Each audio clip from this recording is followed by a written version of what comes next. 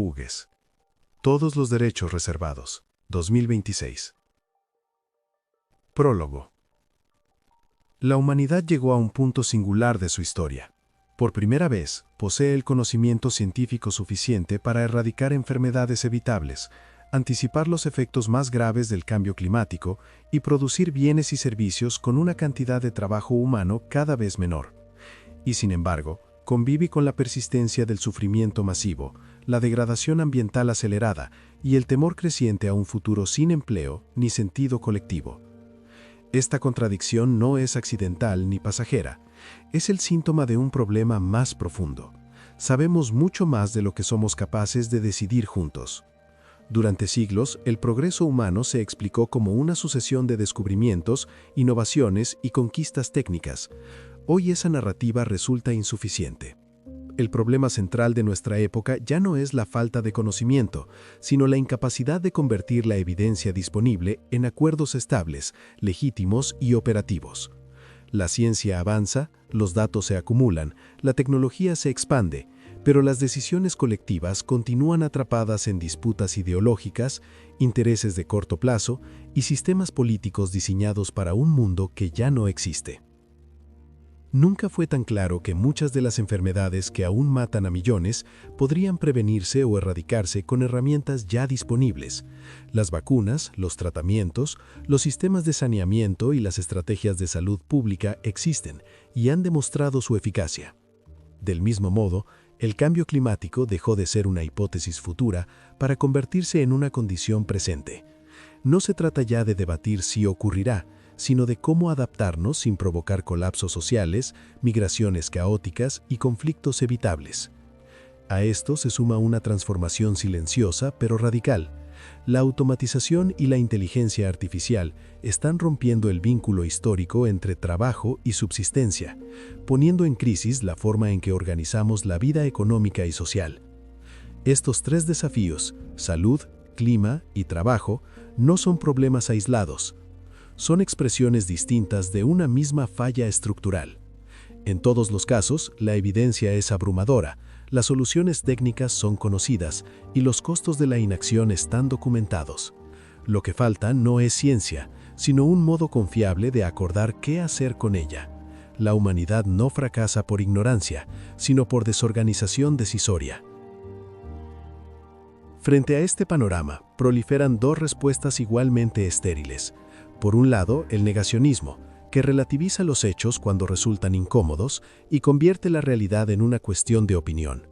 Por otro, el fatalismo, que asume que los problemas son demasiado grandes, que los intereses son irreconciliables o que la naturaleza humana impide cualquier forma de cooperación racional a gran escala.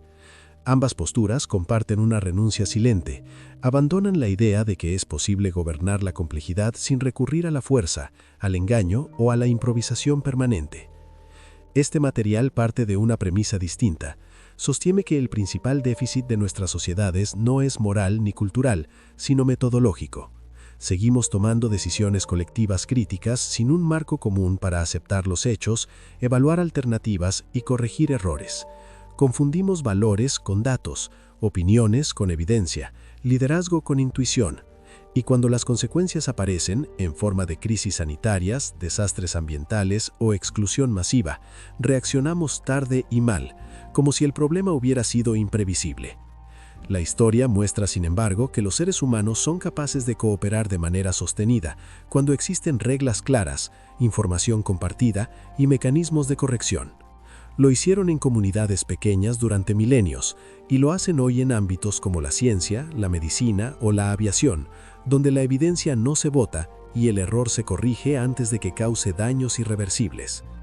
Aceptamos sin dificultad que un tratamiento médico, un protocolo de seguridad o un diseño de ingeniería deben basarse en datos verificables. Resulta difícil justificar por qué renunciamos a ese mismo principio cuando decidimos sobre políticas que afectan a poblaciones enteras y a generaciones futuras. La propuesta aquí recorrida no es la de un gobierno mundial, ni la de una sociedad perfecta, ni la de un salto ético milagroso. Es más modesta y precisamente por eso más exigente. consiste en construir un sistema de acuerdos humanos basados en evidencia, capaz de operar dentro de la diversidad política y cultural existentes, compatible con la soberanía de los estados y con los derechos humanos ya reconocidos. Un sistema que no elimine el conflicto, pero que lo encauce, que no prometa certezas absolutas, pero que reduzca el margen de error, que no dependa de líderes excepcionales, sino de instituciones que aprendan.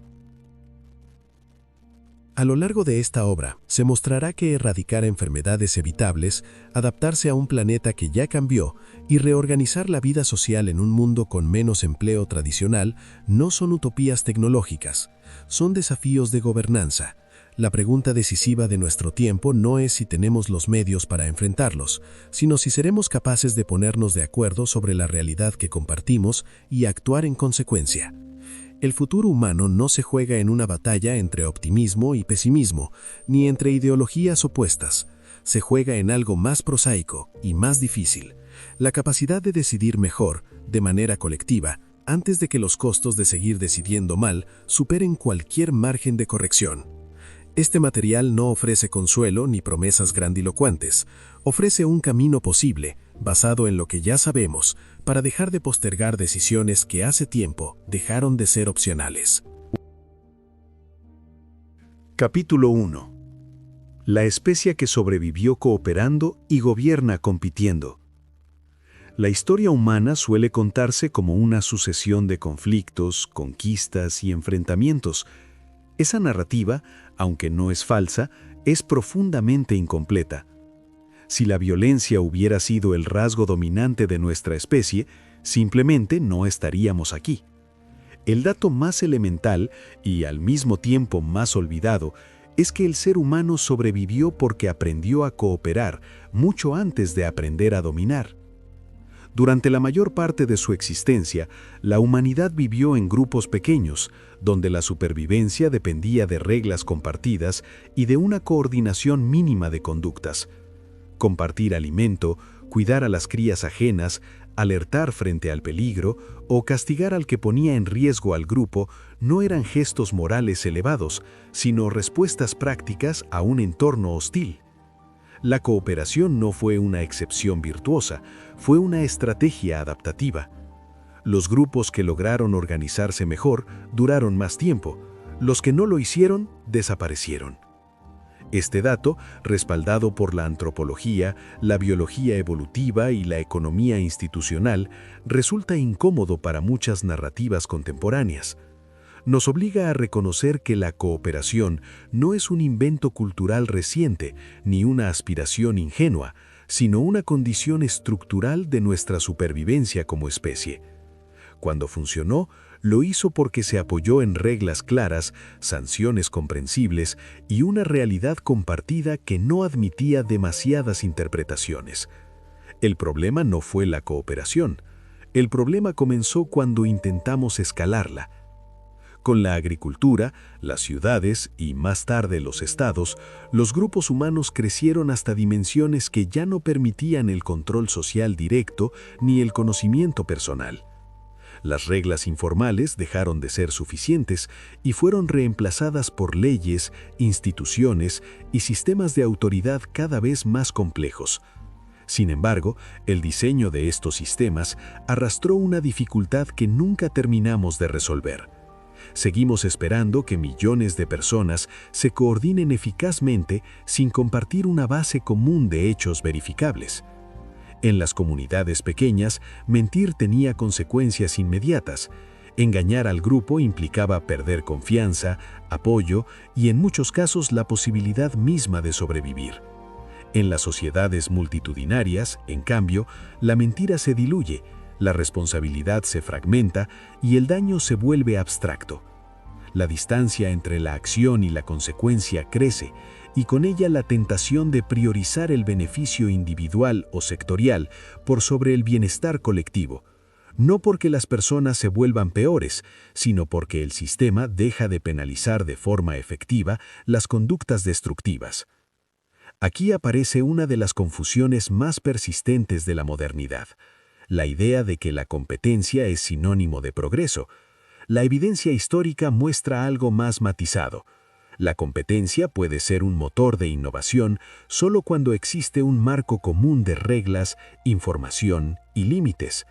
Cuando ese marco se debilita, la competencia deja de organizar y comienza a descomponer. Sociedades enteras pueden funcionar durante un tiempo como cuerpos donde cada parte busca maximizar su propio beneficio sin atender al equilibrio general. El resultado es previsible: crecimiento desordenado, tensiones internas y, finalmente, colapso. La analogía con el cuerpo humano no es casual. En un organismo sano, cada célula cumple una función específica y recibe lo que necesita para sobrevivir. No compite con las demás por recursos ilimitados ni crece sin control. Cuando una célula comienza a actuar exclusivamente en su propio beneficio, ignorando las señales del sistema, el resultado es una patología que amenaza al conjunto. No llamamos a eso libertad celular, lo llamamos enfermedad. Algo similar ocurre cuando las sociedades confunden la ausencia de reglas comunes con autonomía. A lo largo de la historia, los mayores desastres colectivos no se produjeron por falta de inteligencia o creatividad, sino por decisiones tomadas sin un marco común de realidad. Guerras iniciadas sobre supuestos falsos, políticas económicas sostenidas pese a evidencia contraria, sistemas sanitarios debilitados a pesar de advertencias reiteradas. En todos estos casos, el patrón se repite. Los hechos se subordinan a intereses, creencias o narrativas convenientes. Así, el desacuerdo deja de ser productivo y se vuelve paralizante. Este punto es crucial para todo lo que sigue. Las sociedades no fracasan porque existan desacuerdos, fracasan cuando no disponen de un método para distinguir entre lo que puede discutirse y lo que debe aceptarse como dato. Los valores, las prioridades y las visiones de futuro pueden y deben discutirse. Los hechos, en cambio, pertenecen al mundo físico y social que compartimos. Cuando esa distinción se borra, el poder sustituye a la razón y la fuerza reemplaza al acuerdo. La experiencia contemporánea ofrece ejemplos claros. En situaciones de crisis sanitaria, ambiental o económica, los países que lograron coordinarse mejor no fueron necesariamente los más ricos ni los más ideológicamente homogéneos, sino aquellos capaces de aceptar rápidamente la evidencia disponible y ajustar sus decisiones en función de ella. Allí donde se negó la realidad o se la relativizó, el costo humano fue mayor. Por tanto, no se trata de interpretaciones, sino de datos medibles. Este capítulo establece así nuestro punto de partida. La humanidad ya demostró que puede cooperar. Lo hizo durante milenios y lo sigue haciendo en ámbitos donde la evidencia no se negocia, como la ciencia o la medicina. El problema central de nuestro tiempo no es la falta de voluntad para cooperar, sino la ausencia de sistemas de acuerdo adecuados para sociedades complejas, interdependientes y globales. No necesitamos seres humanos moralmente superiores ni consensos totales. Necesitamos algo más modesto y más poderoso. Una base común de realidad que permita organizar los desacuerdos sin destruir el sistema que los contiene. Todo lo que sigue en este libro parte de esta constatación. Antes de discutir qué sociedad queremos, debemos aprender a ponernos de acuerdo sobre el mundo que efectivamente habitamos. Capítulo 2. Un cerebro antiguo frente a problemas inéditos. La idea de que los seres humanos tomamos decisiones racionales de manera consistente es una de las ficciones más persistentes de la modernidad. No porque seamos incapaces de razonar, sino porque nuestro cerebro no evolucionó para gestionar sistemas complejos, globales y de largo plazo. Evolucionó para sobrevivir en entornos inmediatos, inciertos y socialmente reducidos. Esta diferencia entre el mundo para el que fuimos diseñados y el mundo que efectivamente habitamos explica buena parte de nuestros fracasos colectivos. El cerebro humano es extraordinariamente eficaz para resolver problemas concretos en contextos conocidos, detectar amenazas, cooperar con un grupo reducido, tomar decisiones rápidas bajo presión. pero esa misma arquitectura se vuelve profundamente limitada cuando debe procesar fenómenos abstractos, probabilísticos o diferidos en el tiempo, como el cambio climático, una pandemia global o el impacto sistémico de la automatización. No es una falla individual, es una restricción biológica. La neurociencia cognitiva ha mostrado que gran parte de nuestras decisiones no son el resultado de un análisis deliberado, sino de atajos mentales, heurísticas, que simplifican la realidad para permitir una respuesta rápida. Estos mecanismos fueron adaptativos durante miles de años, pero hoy operan como fuentes sistemáticas de error. Tendemos a sobrevalorar la información inmediata, a subestimar riesgos lejanos, a confiar más en narrativas coherentes que en datos incompletos y a interpretar la información de manera que confirme nuestras creencias previas. No lo hacemos por mala fe, sino porque así funciona nuestro cerebro. Uno de los aportes más influyentes para comprender este fenómeno proviene de los trabajos de Daniel Kahneman, quien demostró que el pensamiento humano opera, en términos generales, a través de dos modos: uno rápido, automático e intuitivo, y otro lento, analítico y deliberativo. El primero domina la mayor parte de nuestra vida cotidiana. El segundo requiere esfuerzo, tiempo y energía cognitiva. En situaciones simples, esta combinación funciona bien. En contextos complejos, la balanza se inclina peligrosamente hacia la intuición. El problema no solo es que pensemos rápido, sino que confiemos demasiado en ese pensamiento. La ilusión de comprensión nos lleva a creer que entendemos fenómenos que apenas podemos describir superficialmente. La ilusión de control nos hace suponer que las consecuencias de nuestras decisiones serán previsibles y manejables. Y la ilusión de consenso refuerza la idea de que quienes piensan distinto están equivocados o mal informados, incluso cuando manejan datos igualmente válidos. Estas distorsiones no se corrigen con más información, porque no son fallas de conocimiento, sino de procesamiento. Este punto es central para el argumento aquí presentado. No es razonable esperar que individuos, líderes o electorados completos tomen buenas decisiones colectivas únicamente apelando a su juicio personal. La complejidad del mundo actual supera la capacidad cognitiva de cualquier ser humano, por más informado o bien intencionado que sea. Pretender lo contrario no es optimismo, es una forma de negación. La historia ofrece múltiples ejemplos de esta limitación. Decisiones económicas tomadas sin considerar efectos secundarios, intervenciones militares basadas en supuestos simplistas, políticas sanitarias diseñadas ignorando patrones de comportamiento real. En muchos casos, los datos que anticipaban el fracaso estaban disponibles, pero fueron descartados porque contradecían intuiciones, intereses o narrativas dominantes. El cerebro humano tiende a proteger sus creencias incluso frente a evidencia contraria, especialmente cuando esas creencias están ligadas a identidad, poder o pertenencia grupal. La política moderna exacerba este problema. En lugar de diseñar instituciones que compensen nuestras limitaciones cognitivas, suele amplificarlas. La lógica del corto plazo, la necesidad de mostrar resultados inmediatos y la competencia permanente por atención favorecen decisiones impulsivas, simplificaciones excesivas y soluciones aparentes. El debate público se convierte así en un escenario donde triunfa quien comunica mejor, no quien comprende más profundamente la realidad. La evidencia queda relegada a un segundo plano, cuando no directamente descartada prejuiciosamente como irrelevante o elitista. Sin embargo, existen ámbitos donde esta fragilidad cognitiva ha sido reconocida y parcialmente corregida. La ciencia moderna, por ejemplo, se construyó precisamente como una respuesta a las limitaciones del juicio individual.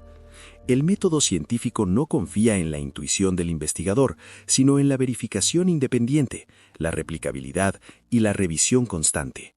La medicina contemporánea no se apoya en la experiencia aislada del médico, sino en estudios comparativos, protocolos y evaluaciones de resultados. En ambos casos se asume que el error es inevitable y por lo tanto se diseñan sistemas para detectarlo y corregirlo. La analogía con la aviación es igualmente ilustrativa. Ningún piloto, por experimentado que esté, confía solo en su percepción para volar un avión comercial. Utiliza instrumentos, listas de verificación y procedimientos estandarizados precisamente porque sabe que el cerebro humano puede engañarse bajo estrés, fatiga o exceso de confianza. Nadie considera esto una limitación humillante, se lo entiende como una condición básica de seguridad. Ahora bien, resulta llamativo que aceptemos esta lógica cuando están en juego décimas de vidas, pero la abandonemos cuando las decisiones afectan a millones de personas. Este capítulo, así, introduce una idea que será recurrente en toda la obra. Gobernar sociedades complejas sin sistemas externos de corrección cognitiva es lisa y llanamente una forma sofisticada de irresponsabilidad.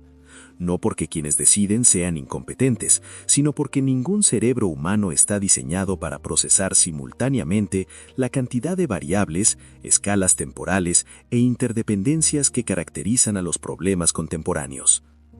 Aceptar esta limitación no implica renunciar a la democracia, a la política, ni al juicio humano. Implica, por el contrario, tomarlo serio.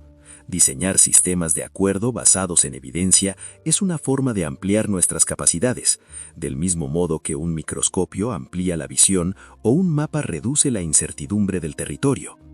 No se trata de reemplazar a las personas, sino de dejar de exigirles lo que biológicamente no pueden ofrecer.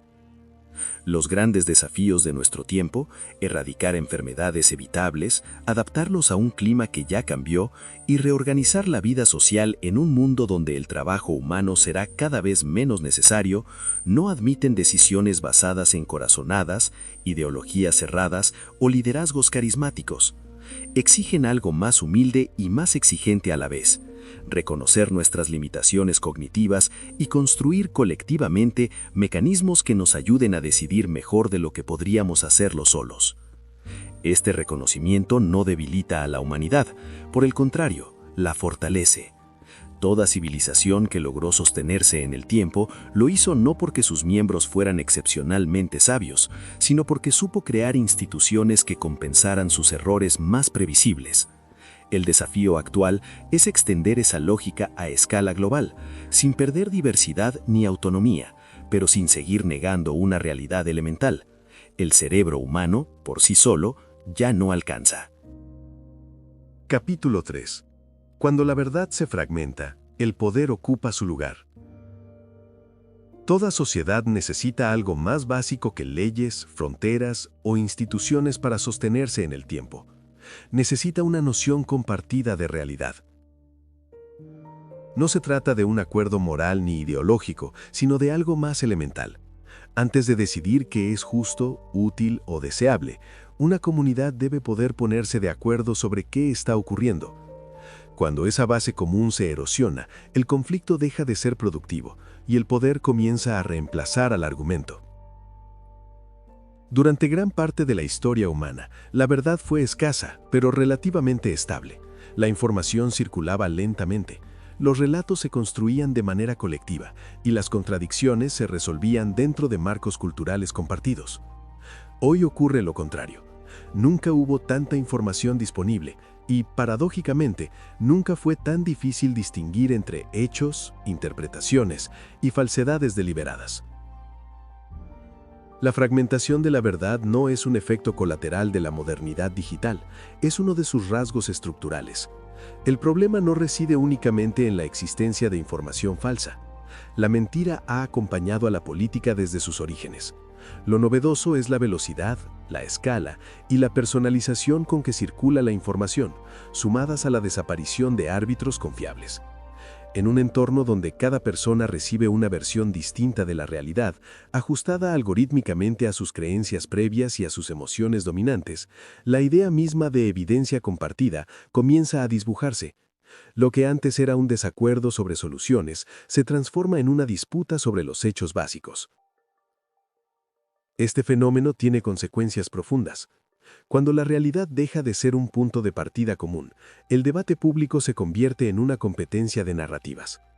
Gana quien logra imponer un relato más atractivo, más simple o más movilizador, no quien presenta mejores argumentos o datos más sólidos.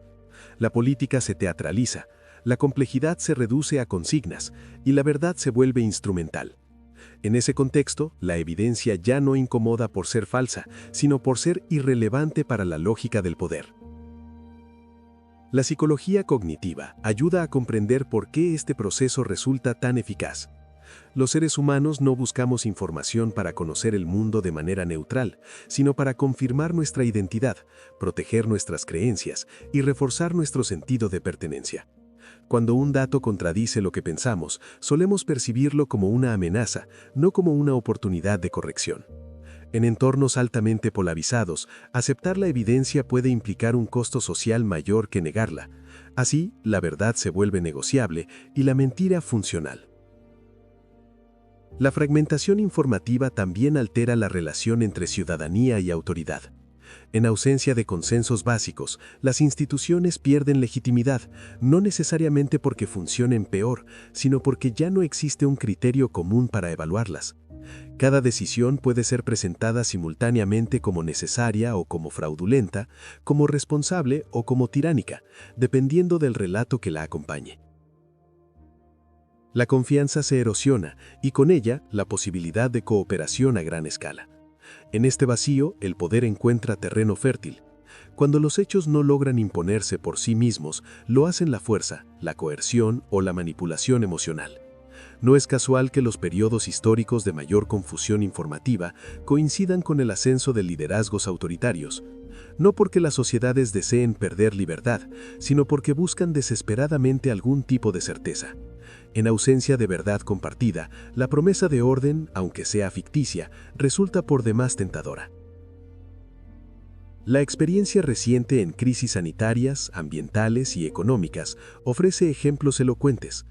Allí donde la información fue clara, consistente y basada en evidencia, las sociedades lograron coordinar respuestas relativamente eficaces, aún con desacuerdos y errores. En cambio, allí donde la información se politizó, se fragmentó o se relativizó, el resultado fue mayor daño humano, decisiones erráticas y una desconfianza que perduró más allá de la crisis inmediata. No se trató de falta de recursos ni de inteligencia, sino de la imposibilidad de construir una realidad compartida a tiempo. Este capítulo introduce otra idea crucial. Sin un acuerdo mínimo sobre los hechos, no existe deliberación democrática posible. La pluralidad de valores y proyectos es compatible con una base común de evidencia. La negación de esa base no lo es. Cuando todo es opinable, nada es corregible. Y cuando nada puede corregirse, el error se acumula hasta volverse irreversible. Frente a este panorama, suele plantearse una falsa alternativa entre libertad y verdad, como si aceptar la evidencia implicara renunciar al disenso o someterse a una tecnocracia deshumanizada. Esta oposición es engañosa. La evidencia no dicta valores ni objetivos finales, establece límites y posibilidades. No dice qué sociedad debemos construir, pero sí cuáles caminos conducen al daño seguro y cuáles ofrecen mejores probabilidades de bienestar. Ignorarla no amplía la libertad, la reduce, porque expone a las sociedades a decisiones arbitrarias y a costos evitables. La ciencia, entendida no como un conjunto de verdades absolutas, sino como un método de corrección permanente, ofrece una pista crucial. Su fortaleza no reside en la certeza, sino en la capacidad de revisar errores a la luz de nuevos datos. Ese mismo principio puede y debe trasladarse a la toma de decisiones colectivas, no para eliminar el conflicto político, sino para darle un marco común que lo haga productivo. En consecuencia, podemos sostener que recuperar una noción compartida de realidad no es una tarea cultural abstracta, sino un desafío institucional concreto. Implica diseñar mecanismos que separen hechos de opiniones, que jerarquicen la evidencia disponible y que permitan corregir decisiones sin que ello sea vivido como una derrota política. Implica aceptar que la verdad no pertenece a ningún grupo, pero tampoco es una cuestión de preferencias personales. Cuando la verdad se fragmenta, el poder ocupa su lugar. La historia lo demuestra una y otra vez. El desafío de nuestro tiempo es evitar que esa sustitución se consolide, no restaurando una autoridad incuestionable, sino construyendo acuerdos verificables que permitan convivir con el desacuerdo sin negar la realidad. De esa capacidad depende no solo la calidad de nuestras democracias, sino la posibilidad misma de enfrentar los desafíos globales que ya están en marcha. Capítulo 4. Decidir sin medir. La historia del daño evitable. Existe una idea profundamente arraigada en la cultura política y social, la de que decidir rápido es una virtud y dudar una debilidad. La urgencia se confunde con liderazgo y la acción inmediata con responsabilidad. Sin embargo, una mirada atenta a la historia humana muestra un patrón inquietante. Muchas de las mayores tragedias colectivas no fueron producto de la maldad deliberada ni de la ignorancia absoluta, sino de decisiones tomadas sin evaluar seriamente sus consecuencias. Decidir sin medir ha sido, quizá, una de las prácticas más costosas de nuestra especie. Durante siglos, la capacidad de actuar con rapidez fue una ventaja adaptativa. En entornos simples y amenazas inmediatas, reaccionar antes que analizar podía significar la diferencia entre la vida y la muerte. Pero ese reflejo, profundamente arraigado en nuestro cerebro, se volvió peligroso cuando comenzamos a intervenir sobre sistemas complejos, interdependientes y de largo plazo. La misma lógica que funcionaba frente a un depredador se volvió destructiva frente a una economía global, un ecosistema frágil o una sociedad interconectada.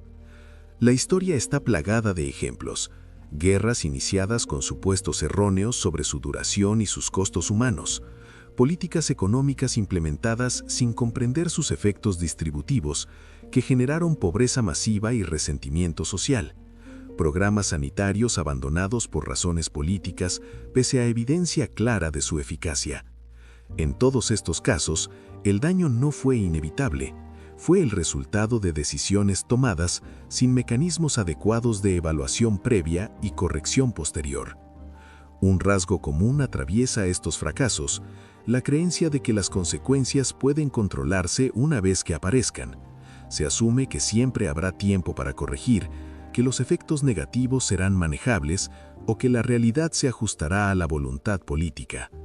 Esta ilusión de control ignora una verdad elemental de los sistemas complejos: pequeñas decisiones mal diseñadas pueden desencadenar efectos en cadena imposibles de revertir. Las ciencias naturales ofrecen una analogía esclarecedora. En un ecosistema, intervenir sin comprender las relaciones entre especies puede producir colapsos irreversibles. Introducir un depredador para resolver un problema puntual puede eliminar una plaga, pero también destruir equilibrios que sostienen al conjunto. Algo similar ocurre en las sociedades humanas. Una política pública no es un experimento aislado, sino una intervención en un entramado de relaciones sociales, económicas y culturales que reaccionan de maneras no siempre previsibles. A pesar de ello, la política moderna sigue operando muchas veces como si cada decisión fuese un acto aislado, evaluable solo en términos de intención o de impacto inmediato. Las consecuencias a mediano y largo plazo suelen quedar fuera del debate, no por falta de datos, sino porque introducirlas incomoda. Medir implica aceptar la posibilidad de estar equivocado, y aceptar el error en muchos sistemas políticos se percibe como una derrota, no como una oportunidad de aprendizaje. Este rechazo a la evaluación no es solo cultural, es estructural. Los incentivos dominantes premian la acción visible, no el resultado sostenido. Premian el anuncio, no la corrección. En ese contexto, persistir en una decisión fallida puede resultar políticamente más rentable que admitir su fracaso. El daño se naturaliza, se difiere o se atribuye a factores externos, mientras el sistema continúa acumulando costos que terminan pagando los sectores más vulnerables. El ámbito de la salud pública ilustra crudamente este problema. La evidencia muestra que muchas muertes evitables no se producen por falta de tratamientos, sino por decisiones tardías, mal coordinadas o directamente negadas. La demora en implementar medidas probadas, el abandono de programas preventivos o la politización de recomendaciones técnicas tienen efectos mensurables en vidas humanas. Aquí, decidir sin medir no es una abstracción, es una estadística de sufrimiento. Lo mismo ocurre en el campo ambiental. Durante décadas, se tomaron decisiones basadas en la suposición de que los ecosistemas podían absorber indefinidamente la presión humana, Las advertencias científicas fueron desestimadas como alarmistas o incompatibles con el crecimiento económico. Hoy, los efectos acumulados de esa falta de evaluación rigurosa se manifiestan en forma de sequías, inundaciones, pérdida de biodiversidad y desplazamientos humanos masivos. No fue un error de cálculo puntual, sino una persistente negativa a medir seriamente las consecuencias. La economía tampoco escapa a este patrón. Políticas diseñadas sin considerar su impacto real sobre el empleo, la desigualdad o la cohesión social han generado ciclos de crisis que se repiten con sorprendente regularidad. La confianza en modelos simplificados o en dogmas ideológicos sustituyó en muchos casos el análisis empírico de resultados. Cuando los efectos adversos se hicieron evidentes, el margen de corrección ya era reducido y el costo social demasiado elevado.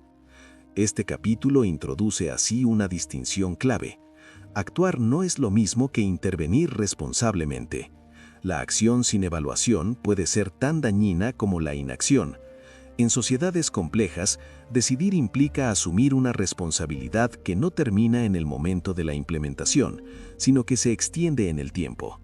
Medir no es un lujo tecnocrático, es una condición ética básica cuando las decisiones afectan a millones de personas. La ciencia ofrece nuevamente una lección incómoda pero necesaria. Ninguna hipótesis se considera válida sin pruebas, y ningún resultado se acepta sin revisión. El error no se castiga, se documenta. El aprendizaje no surge de la infalibilidad, sino de la corrección sistemática. Trasladar este principio a la toma de decisiones colectivas no implica convertir la política en ciencia, sino dotarla de una mínima responsabilidad frente a la realidad. Aceptar la evaluación como parte del proceso decisorio exige un cambio profundo de mentalidad. Implica reconocer que toda decisión es provisional, que ningún plan está salvo de efectos no previstos y que corregir no es fracasar. Implica también diseñar mecanismos institucionales que obliguen a medir resultados, a revisar supuestos y a ajustar el rumbo antes de que el daño sea irreversible. Los desafíos que enfrentamos, erradicar enfermedades evitables, adaptarnos a un planeta alterado, reorganizar la vida social en un mundo con menos trabajo humano, no toleran decisiones tomadas a ciegas. La escala y la interdependencia de estos problemas hacen que los errores se amplifiquen rápidamente. En este contexto, decidir sin medir no es solo imprudente, es evidentemente una forma de negligencia colectiva. Este capítulo no propone eliminar el riesgo ni promete decisiones perfectas, propone algo más realista y más exigente: asumir que el error es inevitable y que precisamente por eso debe ser anticipado, medido y corregido. La diferencia entre una sociedad que colapsa y una que se adapta no está en evitar equivocarse, sino en su capacidad para reconocer a tiempo que lo ha hecho. A lo largo del libro se irá delineando un sistema de acuerdos que incorpore esta lógica de manera estructural. Un sistema donde ninguna decisión relevante pueda sostenerse sin indicadores claros, plazos de evaluación y mecanismos de ajuste, no para paralizar la acción, sino para evitar que la acción se convierta en una fuente permanente de daño evitable. Porque si algo enseña la historia humana, es que los errores no medidos no desaparecen, se acumulan, y cuando finalmente se manifiestan, ya no admiten corrección sin costos que ninguna sociedad debería aceptar como inevitables. Capítulo 5. El desacuerdo no es el problema. La ausencia de método sí. Las sociedades humanas nunca estuvieron de acuerdo en todo, ni lo estarán. La diversidad de intereses, valores, culturas y visiones del mundo no es una anomalía a corregir, sino una característica constitutiva de la vida colectiva. Pretender eliminar el desacuerdo no solo es imposible, sino indeseable. Sin embargo, en las últimas décadas se instaló la idea de que el conflicto social es una señal de fracaso, cuando en realidad lo que suele fallar no es el desacuerdo, sino la manera en que se lo gestiona. El problema central no es que existan opiniones distintas, sino que carecemos de métodos compartidos para procesarlas sin negar la realidad. Cuando no hay reglas claras para distinguir hechos de interpretaciones, el desacuerdo se degrada rápidamente en enfrentamiento. La discusión deja de orientarse a resolver problemas y pasa a funcionar como una lucha por imponer relatos. En ese escenario, la evidencia no actúa como punto de apoyo común, sino como un recurso más dentro del conflicto, manipulable o descartable según convenga. Este patrón no es inevitable. Existen ámbitos donde el desacuerdo es constante y, sin embargo, no paraliza la acción ni destruye la cooperación. La ciencia es un ejemplo evidente. Los científicos discrepan de manera permanente, pero lo hacen dentro de un marco metodológico compartido que establece qué cuenta como prueba, cómo se evalúa un argumento y bajo qué condiciones una hipótesis debe abandonarse. El conflicto no desaparece, pero se vuelve productivo. Lo mismo ocurre con la medicina basada en evidencia. Frente a un mismo problema de salud, pueden coexistir distintas estrategias terapéuticas, pero todas ellas deben demostrar su eficacia mediante estudios comparables, evaluaciones de resultados y revisión independiente. El desacuerdo no se resuelve por autoridad ni por mayoría, sino por datos. Esta lógica no elimina la incertidumbre, pero reduce drásticamente el margen de daño evitable. La propuesta central de este capítulo es trasladar ese principio, ya aprobado, a la toma de decisiones colectivas, no para convertir la política en ciencia, sino para dotarla de un método mínimo que permita desacuerdos responsables. Esto implica un cambio profundo, pero perfectamente realizable en la forma en que discutimos y decidimos. El primer componente de esta alternativa es la separación institucionalizada entre hechos y valores. En la práctica política actual, ambos planos suelen mezclarse deliberadamente. Las decisiones se presentan como inevitables cuando responden a intereses o como opinables cuando contradicen datos incómodos. Un sistema de acuerdos basado en evidencia exige que los hechos relevantes para una decisión sean establecidos previamente mediante procesos técnicos transparentes, abiertos a auditoría y revisión. Sobre esa base común, los valores y prioridades pueden discutirse legítimamente. Este enfoque no es teórico. Países que han incorporado evaluaciones técnicas independientes para definir escenarios de política pública muestran mejores resultados en salud, educación y regulación ambiental. No porque eliminen el conflicto político, sino porque lo encuadran dentro de límites verificables. La evidencia no decide por sí sola, pero sí acota el campo de lo discutible. El segundo componente es la comparación explícita de alternativas en lugar de la defensa dogmática de posiciones. En muchos debates públicos se discute como si solo existieran dos opciones extremas, cuando en realidad hay un abanico de posibilidades intermedias. Un método basado en evidencia obliga a presentar cada alternativa con sus beneficios, riesgos y costos esperables, utilizando indicadores comparables. Este enfoque, ampliamente utilizado en evaluación de políticas públicas, reduce la polarización porque desplaza la discusión desde la identidad hacia las consecuencias. Los datos muestran que cuando las decisiones se formulan en términos de opciones comparadas, la aceptación social aumenta, incluso entre quienes no resultan favorecidos por la opción elegida. No porque estén de acuerdo, sino porque comprenden el razonamiento y perciben que no se les oculta información relevante. La transparencia, en este sentido, no elimina el conflicto, pero lo legitima. El tercer componente es la provisionalidad explícita de las decisiones. Una de las mayores fuentes de bloqueo político es la creencia de que toda decisión debe ser definitiva. Esto transforma cada debate en una batalla existencial y vuelve casi imposible la corrección del error. La evidencia muestra que las políticas diseñadas como experimentos controlados, con plazos de evaluación y criterios de ajuste predefinidos, generan mejores resultados y menor resistencia social. Esta lógica ya se aplica con éxito en ámbitos como la regulación tecnológica, la salud pública y algunas políticas ambientales. Decidir de manera provisional no implica falta de compromiso, sino reconocimiento de la incertidumbre. Implica decir desde el inicio, esto es lo mejor que sabemos hacer hoy, y estamos dispuestos a cambiarlo si los datos muestran que no funciona. Lejos de debilitar la autoridad, esta actitud la fortalece. El cuarto componente es la creación de espacios de deliberación protegidos de la lógica partidaria inmediata. No se trata de excluir a la política, sino de complementarla. Mesas de análisis basadas en evidencia, integradas por perfiles técnicos diversos y sometidas a control público, permiten procesar información compleja sin la presión constante del ciclo electoral.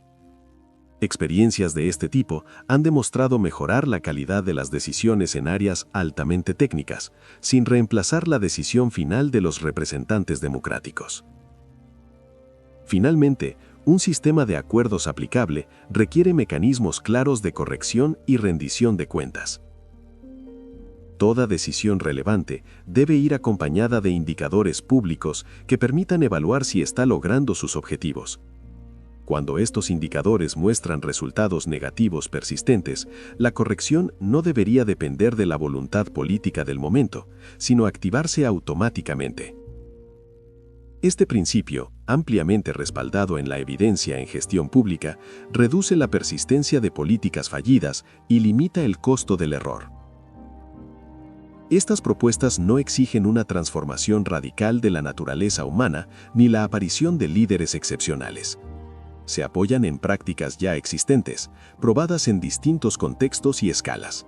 Su coherencia radica en un principio simple: aceptar que el desacuerdo es inevitable, pero el daño evitable no. Los grandes desafíos que enfrentamos, salud global, adaptación climática, transformación del trabajo, no podrán resolverse mediante consensos totales ni imposiciones autoritarias. Requieren sociedades capaces de disentir sin negar la realidad y de decidir sin convertir cada error en una catástrofe política. El método importa más que la unanimidad. Este capítulo deja planteada una idea que acompañará en todo lo que sigue. No necesitamos menos debate, sino mejores reglas para debatir. No necesitamos silenciar el conflicto, sino impedir que destruya la base común que lo hace posible.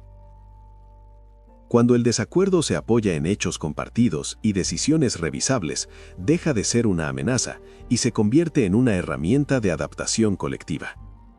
Este enfoque puede aplicarse de manera concreta a los grandes campos donde hoy se juega el futuro humano, porque la evidencia ya está disponible. Lo que falta es decidir, por fin, cómo usarla juntos. Capítulo 6. Derechos humanos.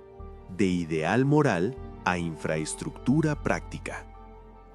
Los derechos humanos suelen presentarse como una conquista ética incuestionable y al mismo tiempo como una promesa permanentemente incumplida.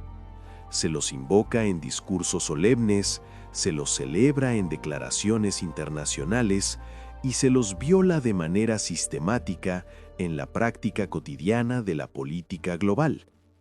Esta contradicción llevó a muchos a considerarlos una aspiración noble pero ingenua, incapaz de ordenar efectivamente la vida social en un mundo atravesado por desigualdades, conflictos y disputas de poder. Sin embargo, esta lectura confunde el problema. El fracaso no está en los derechos humanos como marco conceptual, sino en el modo en que fueron tratados, como un ideal moral y no como una infraestructura funcional. Desde su formulación moderna, los derechos humanos constituyen el mayor acuerdo normativo alcanzado por la humanidad. Por primera vez, estados con sistemas políticos, culturas y religiones diversas aceptaron, al menos formalmente, que existen límites a la acción del poder y umbrales mínimos de dignidad que no deberían ser traspasados. Este consenso no fue producto de una iluminación colectiva, sino de una experiencia histórica traumática, guerras, genocidios y colapsos sociales que mostraron hasta dónde puede llegar una humanidad sin reglas compartidas. El problema comenzó cuando ese acuerdo fue separado de los mecanismos necesarios para hacerlo operativo, En lugar de convertirse en una base común para la toma de decisiones, los derechos humanos fueron encapsulados en el terreno de la retórica, el derecho declarativo o la denuncia posterior al daño. Se los pensó como un límite externo a la política, no como una herramienta interna para organizarla. Así, quedaron atrapados entre la solemnidad y la impotencia. Este apartado propone un cambio de enfoque fundamental. Entender los derechos humanos no como un conjunto de valores abstractos, sino como una infraestructura mínima de funcionamiento social, comparable a un sistema de saneamiento o a una red eléctrica. No garantizan por sí solos una sociedad justa, pero su ausencia vuelve inviable cualquier intento sostenido de cooperación. La evidencia muestra que las sociedades que respetan de manera más consistente ciertos derechos básicos, salud, educación, debido proceso, libertad de expresión, acceso a la información, no solo presentan mejores indicadores de bienestar, sino también mayor estabilidad política y capacidad de adaptación frente a crisis. Esto no ocurre por una superioridad moral, sino porque esos derechos crean condiciones estructurales que permiten tomar mejores decisiones colectivas. Un sistema de acuerdos basado en evidencia requiere en primer lugar información confiable y accesible. Sin libertad de expresión, sin protección a quienes investigan, informan o denuncian, la evidencia se distorsiona o se oculta. Del mismo modo, sin acceso equitativo a la educación y a la salud, amplios sectores de la población quedan excluidos de la deliberación informada, y las decisiones reflejan intereses parciales en lugar de realidades compartidas. Los derechos humanos en este sentido no son un agregado ético, son condiciones operativas para que la evidencia circule y sea comprendida. La propuesta alternativa que surge de esta lectura es concreta y aplicable. Consiste en integrar explícitamente los derechos humanos como criterios previos de decisión, no solo como límites posteriores. Antes de implementar una política pública relevante, debería evaluarse su impacto previsible sobre derechos fundamentales, del mismo modo que se evalúan sus costos económicos o sus efectos ambientales. Esta práctica, ya utilizada en algunos sistemas jurídicos avanzados, reduce significativamente el riesgo de daño estructural y aumenta la legitimidad social de las decisiones. Otro componente clave es la justiciabilidad efectiva de los derechos, entendida no solo como acceso a tribunales, sino como existencia de mecanismos rápidos y comprensibles de corrección. Cuando la violación de un derecho requiere procesos largos, costosos y técnicamente inaccesibles, el derecho se vuelve formal y pierde capacidad preventiva. La evidencia muestra que los sistemas con instancias tempranas de revisión y reparación reducen conflictos y costos sociales a largo plazo. En el ámbito de la salud, por ejemplo, tratar el acceso a servicios básicos como un derecho exigible y no como una política opcional, permitió a varios países sostener programas de prevención y atención e incluso en contextos de crisis económica. No fue una decisión ideológica, sino una estrategia de gestión del riesgo social. Lo mismo ocurre en educación, donde el reconocimiento efectivo del derecho a aprender se traduce en sistemas más resilientes frente a cambios tecnológicos y económicos. Este enfoque cobra una relevancia particular frente a los desafíos que venimos delineando. Erradicar enfermedades evitables no es solo un problema científico, sino un problema de derechos. Allí donde la salud se trata como mercancía o como privilegio, la evidencia médica pierde capacidad de traducirse en acción colectiva. Adaptarse al cambio climático inevitable requiere proteger derechos básicos frente a desplazamientos, pérdida de medios de vida y eventos extremos. Sin ese marco, la adaptación se transforma en supervivencia desigual. Reorganizar la vida social en un mundo con menos empleo tradicional exige garantizar condiciones mínimas de dignidad independientemente de la inserción laboral, algo que solo puede sostenerse desde un enfoque de derechos. Lejos de debilitar la soberanía de los estados, este uso operativo de los derechos humanos la fortalece. Proporciona un lenguaje común para la cooperación internacional sin imponer modelos únicos. Permite coordinar acciones frente a problemas globales sin necesidad de un gobierno mundial, porque establece umbrales compartidos de lo inaceptable y horizontes comunes de protección. La cooperación deja de basarse en la confianza abstracta y se apoya en compromisos verificables. El temor recurrente a que los derechos humanos conduzcan a una tecnocracia deshumanizada o a una parálisis decisoria no encuentra respaldo empírico. Por el contrario, la evidencia indica que cuando los derechos se integran tempranamente al proceso de decisión, se reducen los conflictos posteriores, las resistencias sociales y los costos de corrección. Decidir con derechos no es decidir menos, es decidir mejor. Este capítulo consolida una pieza fundamental del sistema que pretendemos construir: los derechos humanos como infraestructura de acuerdos, no como ornamento moral. Sin ellos, la evidencia no circula libremente, la corrección se bloquea y el poder tiende a sustituir a la razón. Con ellos, el desacuerdo se vuelve gestionable y la cooperación sostenible. A partir de este punto, hemos mostrado que existen estados e instituciones que ya operan al menos parcialmente bajo esta lógica, no como modelos ideales, sino como pruebas empíricas de que gobernar con evidencia y derechos no solo es deseable, sino posible. Capítulo 7. Cuando gobernar mejor no es una teoría, sino una práctica. Existe una creencia extendida según la cual los sistemas políticos funcionan mal porque las personas son egoístas, incompetentes o irremediablemente corruptas. Esta explicación, aunque tranquilizadora, resulta insuficiente. Si fuera cierta, todos los estados fracasarían de la misma manera y con la misma intensidad.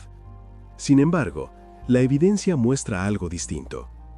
Algunos países, instituciones y políticas públicas logran resultados sostenidos claramente superiores a otros, incluso en contextos económicos, culturales o geográficos adversos. La diferencia no reside en una supuesta virtud moral excepcional, sino en cómo toman decisiones. Estos casos no constituyen utopías ni excepciones milagrosas. Son sistemas imperfectos, atravesados por conflictos y errores, pero que comparten un rasgo decisivo: han incorporado mecanismos estables de evaluación, corrección y aprendizaje institucional. En lugar de confiar en intuiciones, dogmas o liderazgos providenciales, diseñaron procesos que reducen el margen de error y hacen visible el costo de persistir en políticas fallidas. Un primer ejemplo ilustrativo se encuentra en el ámbito educativo. Países como Finlandia no alcanzaron buenos resultados por aumentar la competencia entre escuelas o por imponer evaluaciones estandarizadas punitivas, sino por construir sistemas basados en evidencia pedagógica, formación docente sólida y evaluación orientada a la mejora. Las reformas se implementaron de manera gradual, se midieron sus efectos y se corrigieron cuando fue necesario. El foco no estuvo en demostrar autoridad, sino en mejorar resultados reales de aprendizaje. La clave no fue la ausencia de debate, sino la existencia de criterios compartidos para decidir. En el ámbito institucional y democrático, la experiencia de Uruguay resulta particularmente relevante. En una región marcada por la inestabilidad política, el país logró sostener, durante décadas, niveles relativamente altos de confianza institucional, alternancia pacífica en el poder y políticas públicas con continuidad básica. Esto no se explica por la falta de conflictos ni por una homogeneidad ideológica inexistente, sino por reglas claras, organismos técnicos con cierta autonomía y una cultura política que, con todas sus tensiones, reconoce la importancia de los datos y la legalidad como límites al juego del poder. La estabilidad no fue producto del consenso permanente, sino de marcos previsibles de decisión. Otro caso significativo es el de Nueva Zelanda, particularmente en la gestión de crisis complejas. Frente a desafíos sanitarios, ambientales y económicos, el país adoptó decisiones basadas en asesoramiento científico transparente, comunicación clara de la incertidumbre y evaluación continua de resultados. Las medidas no se presentaron como verdades absolutas, sino como respuestas provisionales sujetas a revisión. Esta actitud, lejos de debilitar la autoridad del Estado, fortaleció la confianza social y facilitó la cooperación ciudadana. Estos ejemplos permiten extraer una conclusión central. Los estados que funcionan mejor no son los que prometen más, sino los que miden más. No eliminan el conflicto político, pero lo encuadran dentro de procesos que obligan a justificar decisiones con evidencia y a revisar sus efectos. No evitan el error, pero reducen su persistencia. A partir de estas experiencias, el libro propone una serie de principios operativos transferibles, no como recetas cerradas, sino como criterios de diseño institucional aplicables en distintos contextos. El primero es la evaluación obligatoria previa y posterior de las políticas públicas relevantes. Antes de implementar una medida, deben explicitarse los supuestos en los que se basan y los indicadores que permitirán evaluar su éxito o fracaso. Una vez en marcha, esos indicadores deben ser públicos y comprensibles. La evidencia muestra que cuando la evaluación se incorpora desde el inicio, disminuye la resistencia a corregir, porque el cambio deja de percibirse como una derrota política y pasa a entenderse como parte del proceso. El segundo principio es la autonomía técnica protegida, especialmente en áreas altamente complejas como salud, educación, medio ambiente y regulación tecnológica. Esto no implica delegar la decisión final a expertos, sino asegurar que la producción y análisis de evidencia no dependan de la conveniencia política del momento. Los países que lograron mejores resultados establecieron organismos técnicos con reglas claras de funcionamiento, transparencia y rendición de cuentas, reduciendo la tentación de manipular datos. Un tercer principio es la provisionalidad explícita de las decisiones. Las políticas que se presentan como definitivas tienden a generar resistencia y a bloquear la corrección. En cambio, cuando se comunican como respuestas revisables basadas en la mejor evidencia disponible en ese momento, la aceptación social aumenta. La experiencia muestra que las sociedades toleran mejor la incertidumbre honesta que la certeza falsa. Un cuarto principio es la integración temprana de derechos humanos y equidad como criterios de evaluación. Las políticas que ignoran sus efectos diferenciales sobre distintos grupos suelen generar daños secundarios que terminan erosionando su eficacia. Incorporar estos impactos desde el diseño no es un gesto moral, sino una estrategia de sostenibilidad. Las experiencias exitosas muestran que las políticas más equitativas tienden a ser también más estables. Finalmente, estos casos confirman la importancia de la transparencia radical en la comunicación. Decir lo que se sabe, lo que no se sabe y lo que puede cambiar en función de nuevos datos no debilita el liderazgo. Al contrario, reduce la desinformación, desactiva narrativas conspirativas y fortalece la cooperación social. La evidencia acumulada en gestión pública es clara. La opacidad genera resistencia. La claridad, incluso cuando es incómoda, genera adhesión. Este capítulo cumple una función decisiva en el recorrido del libro. Demuestra que gobernar con evidencia y derechos no es una aspiración teórica ni una rareza cultural. Es una práctica ya existente, imperfecta pero replicable, que produce mejores resultados medibles. Los estados que avanzaron en esta dirección no lo hicieron porque sus ciudadanos fueran más obedientes o virtuosos, sino porque diseñaron instituciones que ayudan a decidir mejor incluso cuando los individuos fallan.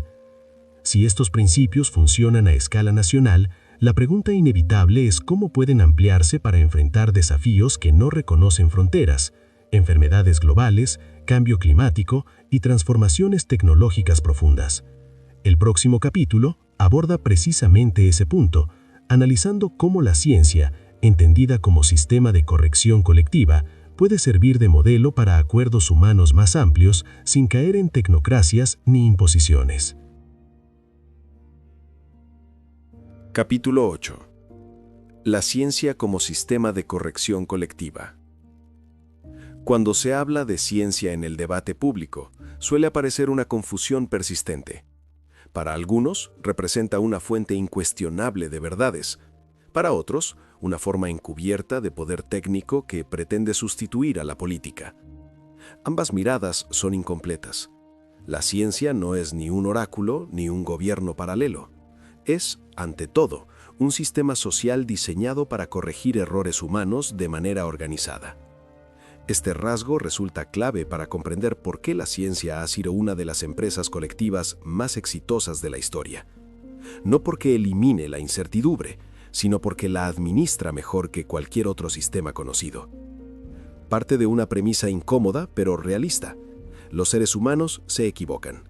Se equivocan al observar, al interpretar, al inferir causas y al anticipar consecuencias.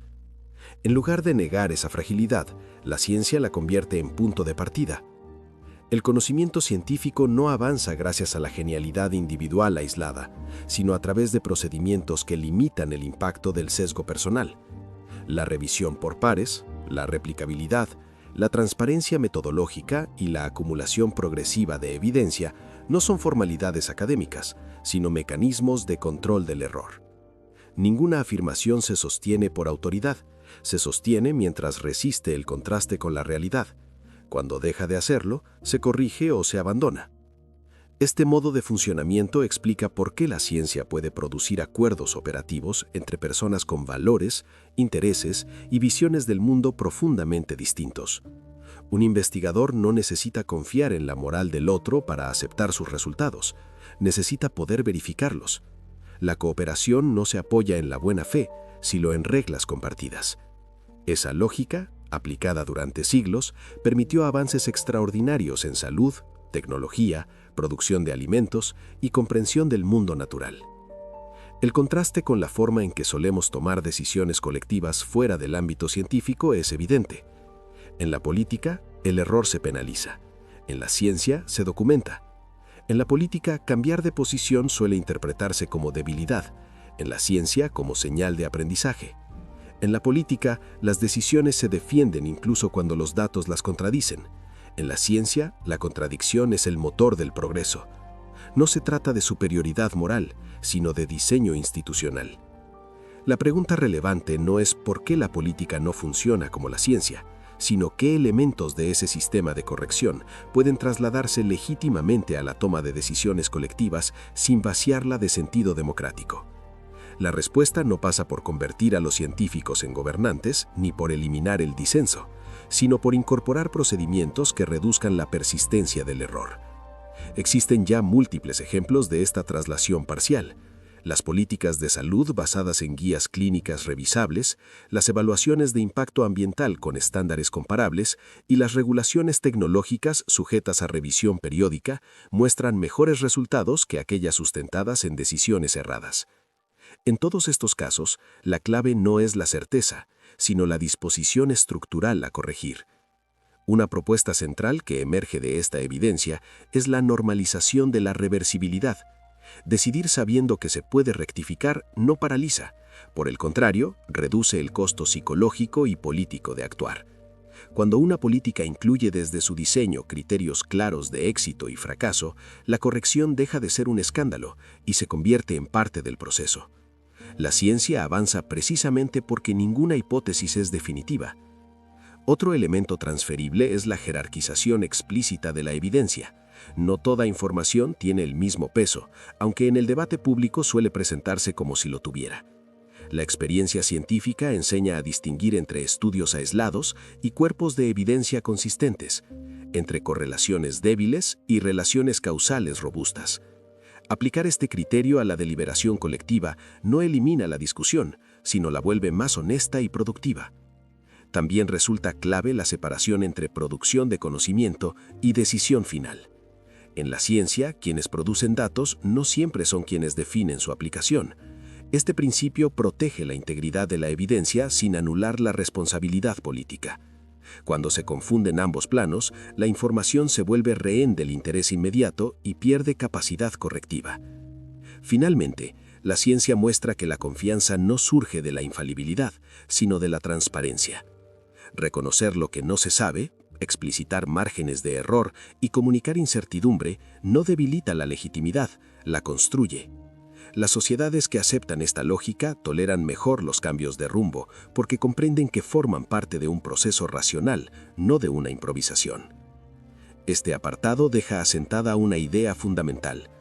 El mayor aporte de la ciencia a la organización social no es el conocimiento que produce, sino el modo en que aprende de sus errores. En un mundo atravesado por desafíos complejos y globales, insistir en decisiones rígidas, irrevisables y sostenidas por autoridad es una estrategia de alto riesgo. Incorporar sistemas de corrección colectiva no garantiza decisiones perfectas, pero sí reduce la probabilidad de errores persistentes y daños acumulativos. En ese sentido, la ciencia no ofrece un modelo de gobierno, sino algo más valioso: un recordatorio práctico de que ninguna sociedad puede adaptarse si no aprende, y que aprender exige aceptar, institucionalmente, la posibilidad de estar equivocados. Capítulo 9. El planeta como límite real, no como variable negociable. Durante gran parte de la historia moderna, la relación entre las sociedades humanas y el entorno natural estuvo mediada por una ilusión poderosa: la idea de que la naturaleza era un fondo inagotable, un escenario pasivo sobre el cual la actividad humana podía expandirse indefinidamente. El progreso se pensó como un proceso lineal, desligado de límites físicos, y cualquier restricción fue interpretada como un obstáculo al desarrollo. Esa visión, que durante un tiempo pareció funcional, hoy muestra con claridad sus límites. El planeta no negocia. No responde a discursos, intenciones ni equilibrios políticos. Responde a leyes físicas, químicas y biológicas que operan con independencia de nuestras preferencias. Durante décadas, esta obviedad fue ignorada o minimizada, no porque faltara información, sino porque aceptar esos límites implicaba revisar decisiones económicas, productivas y políticas profundamente arraigadas. El resultado es un desfase creciente entre la escala de nuestras actividades y la capacidad de los sistemas naturales para sostenerlas. La evidencia científica acumulada es consistente. El cambio climático, la pérdida de biodiversidad, la degradación de suelos y la escasez de agua no son fenómenos aislados ni reversibles en el corto plazo. Son procesos sistémicos, impulsados por patrones de producción y consumo que superan los umbrales de resiliencia del planeta. La discusión relevante ya no es si estos procesos existen, sino cómo las sociedades pueden adaptarse a un entorno que ya cambió sin desencadenar colapsos sociales evitables. Uno de los errores más persistentes ha sido tratar los límites ambientales como una cuestión ideológica.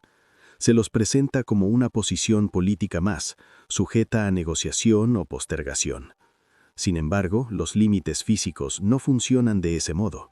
No se votan ni se suspenden. Ignorarlos no los elimina, solo traslada sus efectos a poblaciones más vulnerables y a generaciones futuras. En este sentido, la degradación ambiental no es solo un problema ecológico, sino un problema de justicia y gobernanza. Aceptar al planeta como límite real implica un cambio profundo en la forma de decidir. Significa reconocer que no todas las opciones son viables, aunque sean políticamente atractivas o económicamente rentables en el corto plazo. Significa también abandonar la falsa dicotomía entre desarrollo y sostenibilidad. La evidencia muestra que los modelos que ignoran los límites naturales generan beneficios concentrados y costos difusos, mientras que aquellos que los integran tienden a ser más estables y menos conflictivos a largo plazo.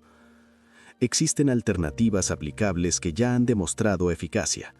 Una de ellas es la incorporación obligatoria de umbrales ambientales en la planificación económica, no como recomendaciones generales, sino como criterios vinculantes. Allí donde las políticas públicas se diseñan considerando capacidades de carga, disponibilidad real de recursos y escenarios climáticos probables, los resultados son más predecibles y los conflictos posteriores menores. Esto no elimina tensiones, pero reduce la improvisación.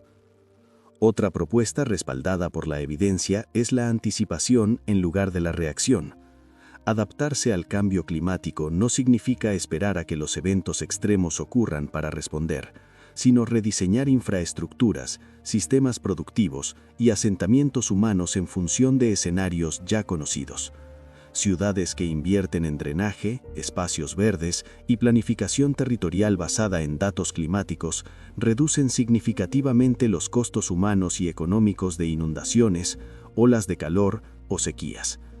La prevención, en este contexto, no es una consigna ambientalista, sino una estrategia de gestión del riesgo. También resulta central la gestión cooperativa de bienes comunes. Agua, suelos, bosques y océanos no respetan fronteras políticas estrictas. Las experiencias más exitosas muestran que cuando estos recursos se gestionan mediante reglas claras, monitoreo constante y participación local informada, la sobreexplotación disminuye. No se trata de idealizar la cooperación, sino de diseñar incentivos y sanciones que alineen el interés individual con la sostenibilidad colectiva. En el plano económico, la evidencia respalda el desplazamiento progresivo de indicadores puramente cuantitativos, como el crecimiento del producto, hacia métricas que incorporen bienestar, salud ambiental y resiliencia social. Este cambio no implica abandonar la actividad económica, sino orientarla hacia objetivos compatibles con los límites del planeta. Las economías que comienzan a transitar este camino muestran mayor capacidad de adaptación frente a crisis ambientales y energéticas. Aceptar límites no significa resignación, es una condición para la planificación racional. Las sociedades que reconocen tempranamente las restricciones de su entorno tienen más margen para elegir cómo adaptarse. Las que las niegan terminan adaptándose de la peor manera posible, a través de crisis, desplazamientos forzados y conflictos. Este capítulo deja una conclusión clara y difícil de eludir. Los límites del planeta no son una opinión ni un proyecto político, son un dato de la realidad. Integrarlos a la toma de decisiones no reduce la libertad humana, la preserva. Ignorarlos no es una forma de audacia, sino de una deliberada irresponsabilidad colectiva. En un mundo finito, la verdadera capacidad de una sociedad no se mide por cuánto puede extraer o consumir, sino por cuán inteligentemente logra organizarse dentro de los márgenes que la realidad impone. Reconocer esos márgenes es el primer paso para construir un futuro habitable, no ideal, pero posible. Capítulo 10. Políticas que aprenden frente a políticas que persisten. Una de las diferencias más determinantes entre las sociedades que logran adaptarse y aquellas que repiten sus fracasos no está en la calidad inicial de sus decisiones, sino en su capacidad para aprender de ellas. La historia muestra que incluso las políticas mejor intencionadas pueden producir efectos no previstos, y que incluso las decisiones mal diseñadas pueden corregirse si existen mecanismos adecuados para hacerlo. El problema surge cuando las políticas se vuelven rígidas, inmunes a la evidencia y sostenidas más por inercia que por resultados. La persistencia en el error es una de las patologías más costosas de la acción colectiva. No ocurre porque los datos no estén disponibles, sino porque reconocerlos implica asumir costos políticos, simbólicos o identitarios. Una política, una vez implementada, suele transformarse en una bandera. Corregirla se percibe como una derrota, no como un ajuste racional. Así, el daño se acumula mientras el discurso se radicaliza para justificar lo injustificable. Este fenómeno no es exclusivo de un sistema político particular. Aparece en democracias y en regímenes autoritarios, en economías de mercado y en economías planificadas. Su raíz es más profunda, la ausencia de estructuras que separen la decisión inicial de su evaluación posterior. Cuando quienes deciden son también quienes controlan la medición de resultados, la tentación de ocultar o reinterpretar los datos se vuelve estructural. La evidencia proveniente de la evaluación de políticas públicas es contundente. Programas que incorporan desde su diseño indicadores claros, metas verificables y plazos de revisión tienden a producir mejores resultados que aquellos formulados de manera abierta o indefinida. No porque acierten siempre, sino porque detectan antes los errores y reducen su impacto. Aprender rápido es, en contextos complejos, una ventaja decisiva. Una primera propuesta aplicable consiste en diseñar las políticas como hipótesis explícitas, no como verdades definitivas. Esto implica formular claramente qué se espera que ocurra, en qué plazo y bajo qué condiciones se considerará que la política funciona o fracasa. Esta práctica, común en ámbitos científicos y cada vez más utilizada en gestión pública avanzada, obliga a explicitar supuestos y reduce la ambigüedad que permite justificar cualquier resultado a posteriori. Un segundo elemento central es la evaluación independiente y pública. La experiencia muestra que los sistemas de evaluación con autonomía técnica, acceso a datos y capacidad de comunicar resultados sin interferencia política generan mayor credibilidad social y mejores ajustes de política. No se trata de desplazar la decisión democrática, sino de proteger la integridad de la información sobre la cual esa decisión se apoya. La transparencia, en este sentido, no es un valor abstracto, sino una herramienta de corrección. La temporalidad definida es otro componente clave. Las políticas sin horizonte de revisión tienden a perpetuarse incluso cuando sus condiciones de origen ya no existen. Establecer revisiones periódicas obligatorias introduce una lógica de actualización continua. Cuando una política debe renovarse sobre la base de resultados medidos, la discusión se desplaza del plano identitario al plano empírico. Persistir deja de ser automático y pasa a ser una decisión que debe justificarse. También resulta fundamental incorporar mecanismos de corrección escalonada. No toda política que falla requiere ser abandonada por completo. Muchas veces pequeños ajustes en su diseño, alcance o implementación producen mejoras significativas. Los sistemas que permiten ajustes graduales reducen la resistencia al cambio, porque no plantean la corrección como un todo o nada. La evidencia muestra que las reformas incrementales, cuando están bien evaluadas, suelen ser más sostenibles que los cambios abruptos. En el ámbito social y económico, estas prácticas adquieren una relevancia particular.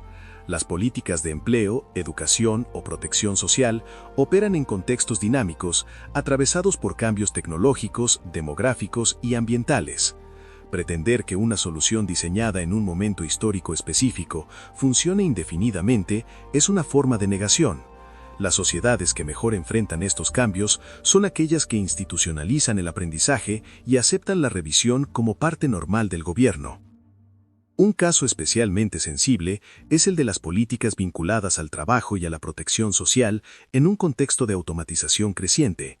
Insistir en esquemas diseñados para un mercado laboral que ya no existe no protege a las personas, las expone. Diseñar políticas que aprendan implica probar combinaciones de reducción de jornada, transferencias de ingresos, formación continua y nuevos roles sociales, evaluando sistemáticamente sus efectos sobre bienestar, cohesión y productividad. La evidencia comparada muestra que los países que experimentan de manera controlada y transparente logran transiciones menos traumáticas. Aceptar que las políticas deben aprender implica en última instancia un cambio cultural profundo. Supone abandonar la idea de que gobernar es demostrar certeza y adoptar la noción de que gobernar es gestionar incertidumbre de manera responsable. Esto no debilita la autoridad, la redefine. La autoridad deja de basarse en la infalibilidad y pasa a sustentarse en la capacidad de corregir a tiempo. Este capítulo deja una conclusión clara. El verdadero fracaso político no es equivocarse, sino persistir en el error cuando la evidencia ya es clara. En un mundo complejo y cambiante, la rigidez no es fortaleza, es vulnerabilidad. Las sociedades que sobreviven y prosperan no son las que aciertan siempre, sino las que aprenden más rápido y con menor costo humano. Construir políticas que aprenden no requiere líderes excepcionales, ni consensos totales. Requiere reglas claras, datos accesibles y una disposición institucional a revisar lo decidido. En ese sentido, aprender no es un lujo intelectual, sino una condición básica de supervivencia colectiva.